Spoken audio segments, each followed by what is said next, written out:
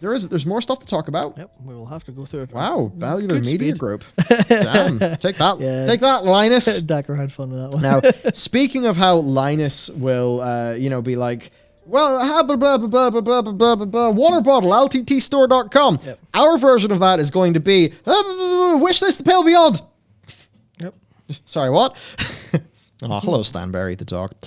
Right, the other thing that's happened is video games. That's what they call them. We are a game developer. We used to be called Coffee Box Games, but way from me and Thomas's past, and we figured that we should probably go with the name that people actually recognize. So, Bellular Studios is the name of our studio. It has, in fact, existed for quite some time. No, we have not been making The Pale Beyond for 6 years. Not at all.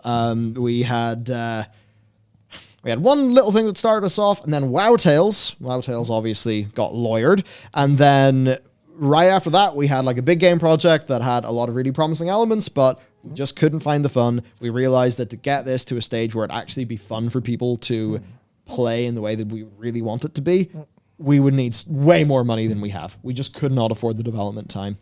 And that left us in the position of, okay, well, what do we do next? And that is where we're like, right, we need to think about what we can actually do. We need to gather ourselves. We need to, one project has failed. What are we going to do about that? We're going to embrace our failure, learn. And, from that, the Pale Beyond exists. But we can't just be like, hey, everyone, time to make a game. Okay. 2 years later, we have a game. Yeah. Because it takes money to make a game. People's wages. If you look at the, if you go to... Yeah, it's really annoying. You have to... Go to Bellular.games, our snazzy new website, and you go to studio. Turns out you have to pay people. Yes. So it's very annoying. In terms of this, like Jackson's doing the accordion. By the way, Jackson Perotti is a YouTuber. You can check him out. Fucking great accordion content. Yes, he's not a full-time 40-hour a week. I don't draw a salary or anything from video games. I never have. But still, team. Now, the team is smaller at the start, but, it's grown, right? So it takes money to pay everybody. Obviously, right? But sometimes people, it's easy to forget how much 2 years of a whole bunch of people is, Yeah. So we're in that situation. Okay, we got the Pale Beyond, we got our pitch, we got our demo, we got our script outline, we got all of our stuff. Mm-hmm. And it takes a while to get a game picked up. Going to conventions, having talks, it was two potential publishers we could go with. We ended up, of course, Fellow Traveler. We're extremely happy with that relationship. They're fantastic to work with. But it takes a while to get that publishing deal, and that's why this game started full production this April. Now, pre-production was extensive, taking place from whenever the demo and everything was coming together in the earlier versions of this. But full production is April of this year, and our release, of course, is 2022. Now, there is a 9-month to a year period between the demo of this and actually getting picked up, by the publisher, which of course is what means that there's the funding to do full production. And during that, we've got 6 bits of IP from that. 2 of those were then carried forward to make more proper demos, and then 1 of those was carried forward to have, a more larger sort of demo. And, there's one bit of art that we've chosen to have exist that is obvious. Yeah, that is very obviously not from the Pale Beyond. I didn't notice that before. I remember so that's one of the things that kind of comes from the lost year where you didn't really hear anything about us. Yeah. And hopefully we can bring that. And of course, How to Kill Monsters, cool. Our what was to be our first big game. Hopefully we can bring those things back. Yep. I am still as a human, I'm still burning with spite over it. Yes. That was Matt's first thing, was actually programming in that. Yep. Here.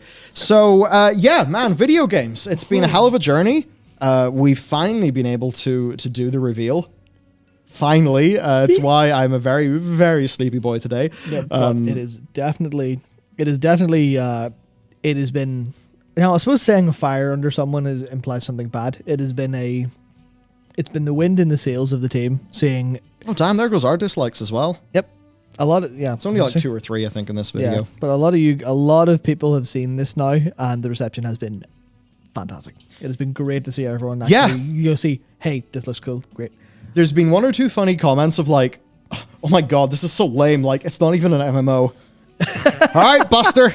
I'll just make one of those. I am sure that we could just like, hello, Noel. Of course, Noel. Where are you, Noel?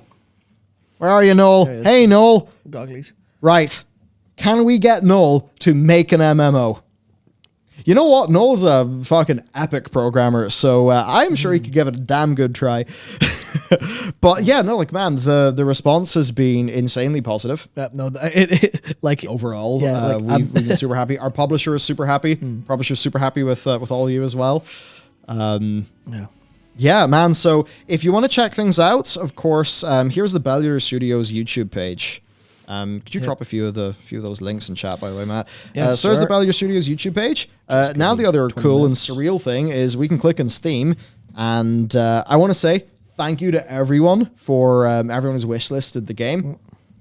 I think we're all pretty pleased with how the wishlists are going, so that's like really awesome. If you want to help us out, consider wishlisting the game if it seems up your alley. So it's a single-player narrative RPG. Whole mission of this game, to give you a fucking great time.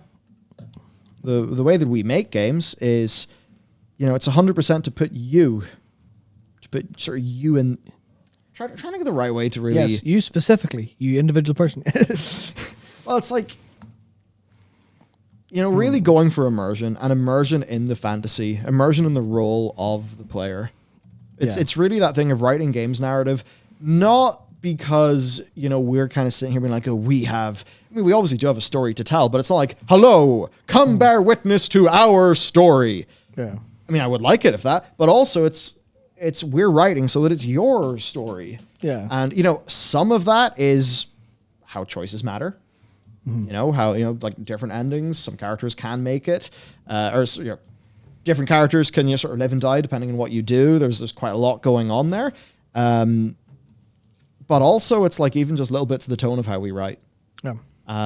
So I think it's an approach to writing that is very informed by, just very, very informed by how we can't not make something for you because the whole DNA of us existing is literally that, and then, as for Thomas, so I'm the sort of thing, I'm more of a, when it comes to like specifically writing, I'm not your man for writing dialogue. I think my strength's more on like script editing and that kind of thing. I can write my own dialogue and like write YouTube videos and stuff. But actual like, characters and stuff, that is where this man comes in. Hello, Thomas. That's a big B. There he is. There's Thomas. There's me. This must be strange for people. I know. I suppose we're on one camera. But Matt looks different. Yeah. Matt looks different. This is not. It's not me. Can we get a non-scuffed? Apparently not. There we go. Hey, Thomas. We'll always do you justice. But no, Thomas is, has been there since the very, very beginning on all of this. You guys haven't seen Thomas, but there is Jojo. And there's Jojo the dog. Yes, actually, there's the art department. Sans Nadine. So, there they are. There's Thomas, intently looking at the computer. There's Ethan's doing some, that's Unity he's got open. What's that? Katie's got Photoshop open, doing some character lineup stuff. Can't tell what Jess is doing. Nope. And there's Jojo, also looking at the camera, because Jojo knows he's being watched. Yeah. What a nice dog. Lovely dog. He was like recently like dog shampooed and conditioned. His fur is like so soft, it's insane. So anyway, there's some of the studio. Of course, there are more names. There's you. So yes, Thomas, plays. Oh, actually, here's a little bit of a blast from the past.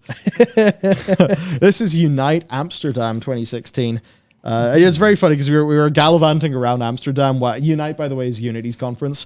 I was so close to putting it as a joke, but there is a bit where, because the four of us, so the initial founding is me, Thomas, Jess, and Jordan. Jordan's not at the company, but is doing very, very cool things, which maybe at some point we'll be able to talk about.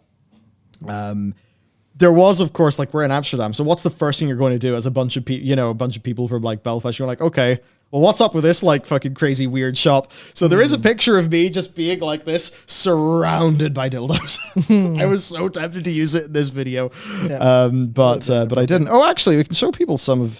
Oh god, this is V1 of monsters. Oh boy, why did you put that in here? because you got to own your L's. Got to own your L's. But like, I'm going to say, I like the art. It maybe now the camera is me moving the camera. Maybe my camera moving does not actually make the art feel particularly great. Oh man, the tower. Oh, God, this is going to be your base. This. I was using the camera system to make like a sort of a world map to take everyone through. So that's like the first version of the game. It was actually turn-based combat, and then we kind of soft rebooted game one. So this is what's going to give Matt like severe problems. Basically, the thing with this, because if you actually the full clip, you can just see like, man, this combat's kind of wank. Yep. So what basically happened is we had to get so many technical and pipeline things. Like what that rig can do is really fucking cool. Yeah. It has some stuff where like it deletes its own arms and then puts arms back on where they have like a different perspective so that it can like go up for an attack, then switch over its perspective and do it. It feels so good. Yep. But the actual combat balancing of this was done in 3 days. Yep. And that was 3 days of fighting bugs. Yeah, the whole thing was unfeasible, unfortunately. It wasn't. It was a very, very good. How to put it? It was a very good lesson in how much you can actually do whenever you're put under a spotlight and under scrutiny. Because I remember it was like literally those like weeks of working on the combat, and then it being like pretty drastically overhauled in like 1 day of feedback and going, oh shit, we just improved. Here's our opening in actually. 1 day. Here's the opening to the little demo we made. So that was fun, So in Unity, Ethan sort of did these big paintings that, I then like so many of these are literally the same asset flipped because that's just the shit you got to do, right? I have a bunch of art from this. Yeah. Which I can bring over. Do I? Yeah. Marianne, the new game is called The Pill Beyond. The Pill Beyond. Yeah, there he is. Here he comes. Oh yeah, those. We have so many of those, it's unbelievable. And unfortunately, they are currently electric taped together, so I guess one of the top ones are just going to be sacrificial. Yep. This was... I wish I could get my business card out, my old business card, because it had... There's not a load of them over there. It had the alt version of this art. Oh, the alt. Because, guess what? Just like Endwalker and Dragon's Dogma, this game was going to end on the moon. Oh, there it is. Yeah, just hide your contact details, please. Unlike last time. Oh, whoops. Yeah. There you go. So my contact details are hidden. It was going to end on the moon, as all good games should. Yep. We have many of these. Perhaps we should put them in our Patreon packs someday. I had that on the screen. So show that again. Oh, there we go. I have a whole bunch of them. Are those upside down? Oh, yeah. There's our boy. So this so many lessons learnt through the development of Pale Beyond. Pale Beyond? How to Kill Monsters. Initially it was called How to Kill Monsters and Influence People, which is a play on words in the book. And it had way more elements of like political intrigue and character sort of RPG stuff. And then we were like, shit, this is way too big. This is like a 5, 6, 7, 8, 9, maybe $1 million budget game. We cannot do this. So, we're kind of going the more roguelite-y direction, more combat only. But we, you got to walk before you run in a way, I suppose. And we just bit off more than we can chew. Yeah. So with Pale Beyond, we were just like, okay, well, hang on. The thing that you should always do is work out your strengths and your weaknesses. Yep. Double down on your strengths. Put, instead of... just put everything into the shit you do the best. Yeah. And that's where we're like, okay, hang the fuck on. We want to tell fucking great stories. We want to put players at the center of these stories. We want to transport you away to another world. What's the best fucking way we can do that?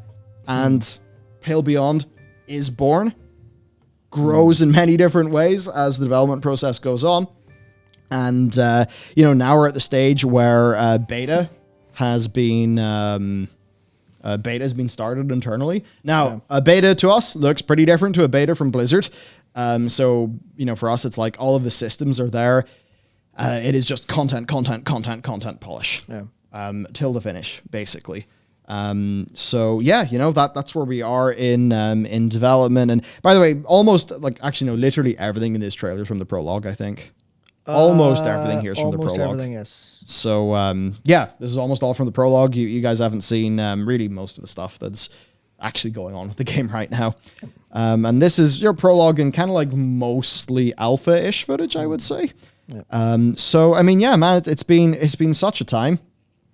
It's been such a time. Yes, camp. Thomas has been doing some cool camp mechanics and stuff like that. So they've come along a long way. They have come along a long way. Yeah. Right. So no, that's what it's been like. Coming 2022, it'll be on. It's been fun. We're finally fucking there. Mm-hmm. Oh man, we're finally there. It's almost a bit crazy and surreal. Bit damn crazy and surreal. I'm trying to think what other things there are to say. So like I guess if you want to understand, sort of who we are, what we're doing, like a little bit of history stuff, check out my conversation here with Thomas. It's 21 minutes of company history, some anecdotes, stuff like that. Of course, is the trailer if you want to spread that, amongst your friends. Fun trailer. I edited this trailer myself based on a concept that's actually, I don't know if it's a done thing to say, so I won't. But based on that really, really good concept that was came up with, and then I ended up sort of getting the final edit together. And one of the really cool things is we got to work with Ian McElhenney from Game of Thrones, from Derry Girls. It gets Northern Ireland right. Like if you want to understand Northern Ireland, watch Derry Girls for sure. Yeah, just make sure you have subtitles on. You're going to need them. Yeah, you could have some struggles. We have a insane, like a completely insane density of accents per like square mile or whatever. Yeah. Rose Bolton, no. Sir Barristan. Sir Barristan sell me in Game of Thrones. So I'll just get a picture of Ian. There we go. Yes, that one. He had an extremely untimely death in the show that pissed me off because it really cut the awesome stuff with that character, down a bit. But I suppose what happens. But he did have so many great scenes in the show. But it's sort of Ian's, he's a local, so it was really great to like just work with a local actor, and his vocal performance is just so fantastic.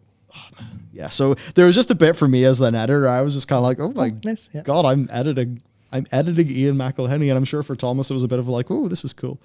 Yep. Of course, he's got to stay professional in the session, so he's not going to start, fanboying out. But it was a cool moment anyway. It was a cool moment. Yeah. So has Darkor actually recreated the Steam page? He basically in Notion. Good. That man has an attention to detail that I wish I had. So to run through some things. Here's like a little bit of camp scenery. Yep. There'll be things like I'm not too sure how much I'm supposed to even say mechanically because we're not supposed to like just flop all of our things out. So suffice to say, there's camp and you'll be involved in managing said camp. There'll be things going on. So here's a part of the gameplay loop with Templeton, who you could say in a way is your sort of, was it first officer kind of dude? Something like that, yeah. He's a fun boy. I like Templeton. But as you're kind of like going through the crew requests, so imagine here you're Picard, and it's time to deal with all of the different requests and things going on with the crew in your bridge. A little bit, there's a little bit of event art that Ethan did a while ago. So there's a little bit, for the team. So there's... He's even linked all these. He's even linked all the... Darkor is incredible. Holy shit. God, yeah, man. Wishlist today. Wishlist today. Yeah. And there's our publisher. There's us on Discord. And if you want to help us out, it is the wishlist in Steam that is... You probably hear this from every indie dev. Yeah. Every indie dev's got a wish list and Steam banner and talking point going on everywhere. This is another thing too that I could talk about a little bit is some inspirations. Because in fact, I'm going to be driving to Donegal with my girlfriend this evening. Yep.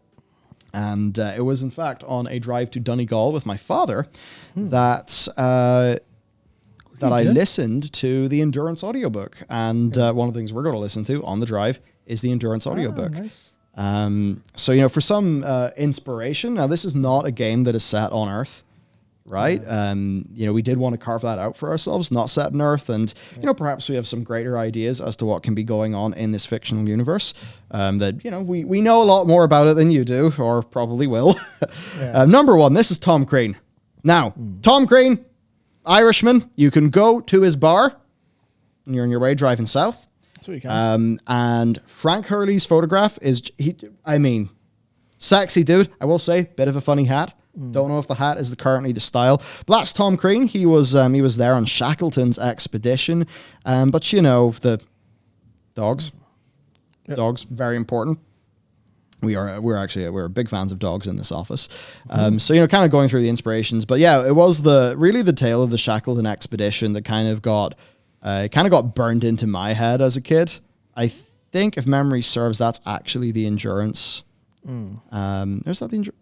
Hang on, I could be losing my marbles. It's just such an incredible story. And it's one of those stories where I just looked at it, I'm like, oh, well, you can see this as a game instantly. Not in a way where, it's like suddenly Shackleton is swashbuckling and, it's an action RPG, but as a narrative game. So, those vibes that, like, say, a Frostpunk will give you, I think there's quite a lot of similar things that we want to do to Frostpunk, even though we're an entirely different game to Frostpunk. Yeah. So, it's like a lot of those vibes, a lot of that player fantasy and experience told via different storytelling. So they're leaning a lot more in their like mechanics and stuff in Frostpunk. By the way, I fucking love Frostpunk.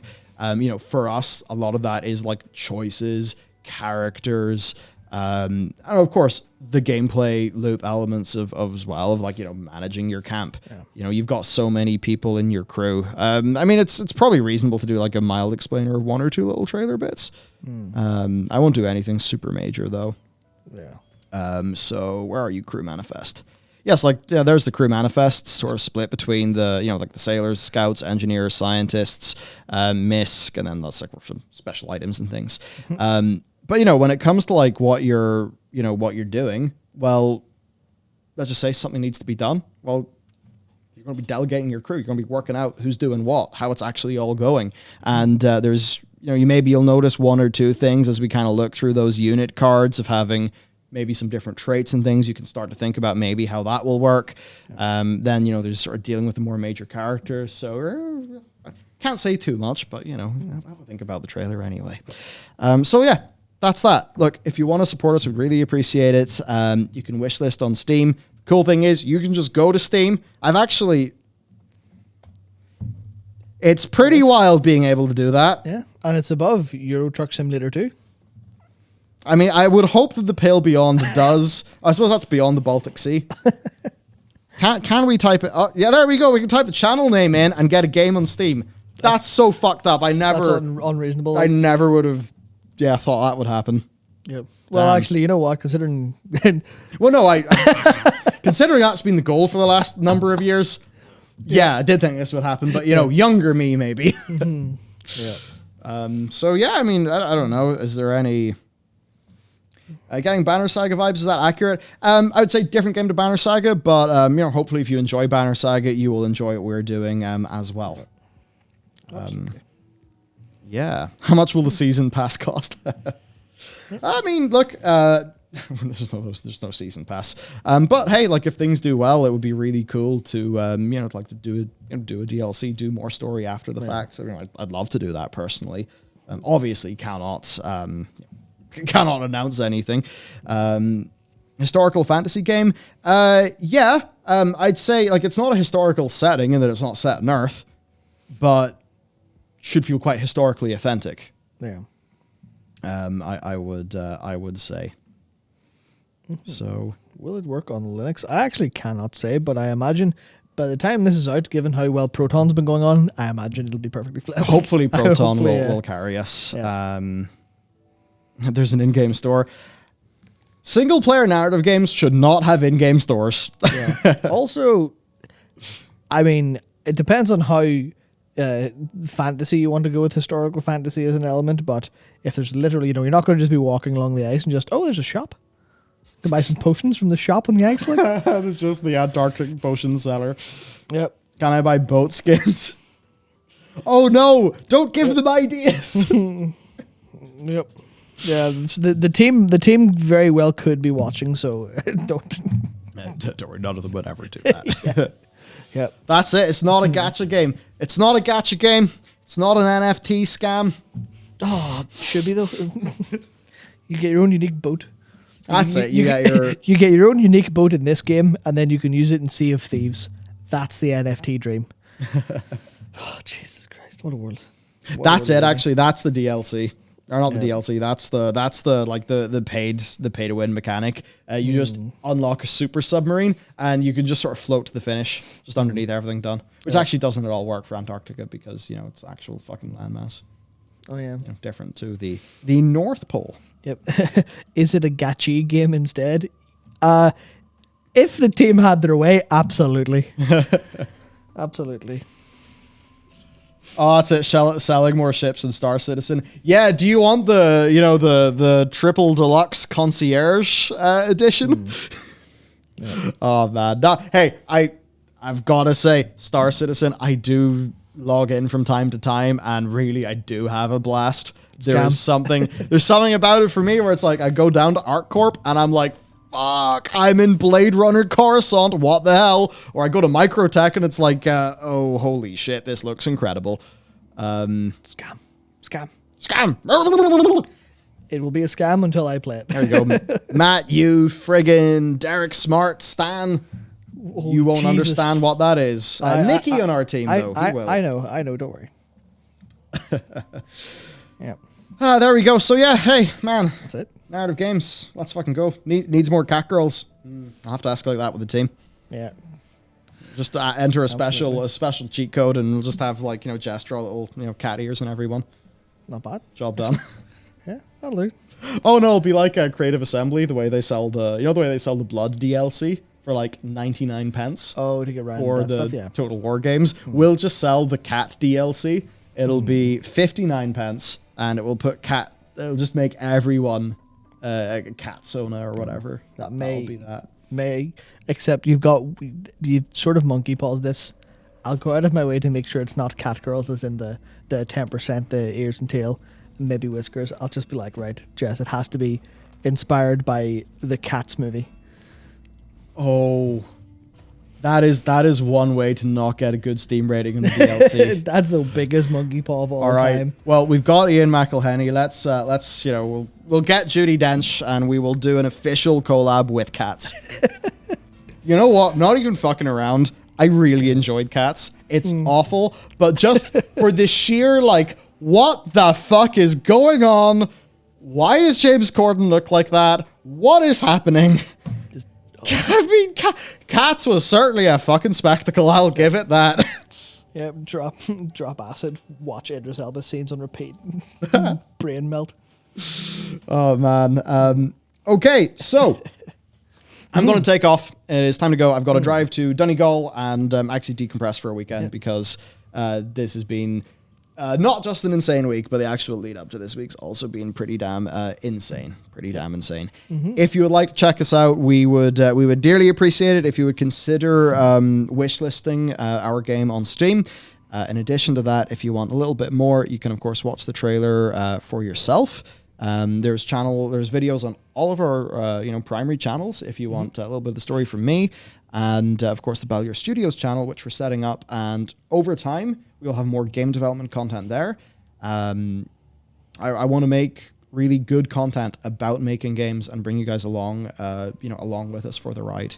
Yep. So there you go. Steam, YouTube, etc. I'm sure Matt will be pasting some links into places and things. I would be, if not for the fact I was just looking something up and someone talked about something. Oh dear. Never mind. We're okay. Cat girls, isn't he? I'm looking up the Lathe of Heaven. So I'm a bit concerned about that. But anyway. Here is the Bellular Games website. And upcoming soon is the... Man, I really should have a way to have all these links stored somewhere. That would make sense. Oh, make that little keyboard macro thing. Yeah, and here's the channel. And then there we go. Yeah. And then Steam link on the way. And I'm definitely going to get wrecked by... what do you call it, doing this? Also web development. Yes. That was a part of it because like I edited the trailer and then after I finished editing the trailer, I'm like, oh, okay. Oh wait, shit, we don't have a website. So then I had to do this, and you know, the site's not perfect. I'm pretty happy with what I came up with, given the time. We built it in Squarespace and got some nice, use the CSS and then the JavaScript injection to do the parallax scrolling effects, which now seems to be working on every device. Yep. But for a period of 18 hours, it mysteriously broke, and that absolutely gave me gave me the willies. Yeah, we were melted like so. Yep, Gave me the willies. Mm-hmm. But okay. There is some links spammed into chat. Yep. Check it out. Of course, we will be back with more content. More content next week. Yep. Well, we'll be back with more content tomorrow. Actually tomorrow, technically. Yeah, because I saw people were asking earlier on for an MSQ update from the man himself. Right. We'll have a video. Lightning one. There will be a full video on Stormblood. On 4.0. On 4.0 very soon. Mm-hmm. I am in 4.1. I have not got to really make that much progress because this was reveal week for the game. So in a way, whenever Yoshida came out and announced the delay, I was like, thank God. Obviously, I know that sucks for a bunch of people who've had their vacation plans and stuff messed up. Yeah, of course. But for my personal circumstances, it was kind of handy. Yep. And for if anyone is a little bit annoyed about it, it means we get 2 extra weeks of being able to give you guys content that would have been utterly irrelevant after Endwalker. Yes. Which includes what I plan to do on Monday is work on a nice little Endwalker theories video for people. So I don't know when that'll come out. Before Endwalker, of course. But that's what I'm going to do, so that'll be fun. Yeah, so it's all fun stuff. And in order to do that fun stuff, it's time to take off. Time to rest, time to recharge, and I can come back and hit it hard next week.